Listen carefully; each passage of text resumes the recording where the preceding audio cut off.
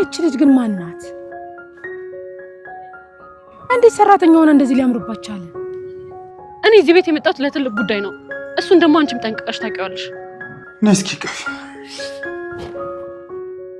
ደሞ የምር ልጅ እንደሆነሽ ነው የሚሰማኝ። ትንሽ ከበድ የምትለው የቤት ሰራተኛዋ ናት። ታዴ በጣም ነው የሚወዳት። እሷን ልጅ ከዚህ ቤት ማስወጣት ከቻልኩኝ ሁሉም ቀላል ይሆናል። ግን ማን ነው የሚመጣው? ሰርፕራይዝ ነው።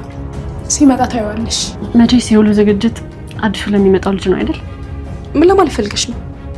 ያው ከቀድሞ ፍቅረኛሽ ከተጣላሽ በኋላ ከማንም ሰው ጋር ተቀራርበሽ አታውቂም። እኔ ስለሷ ምን አገባኝ? ማለቴ ታዴ ዛሬ እኮ ረስተዋ ትልቅ እንግዳ እኮ ነው ያለብን።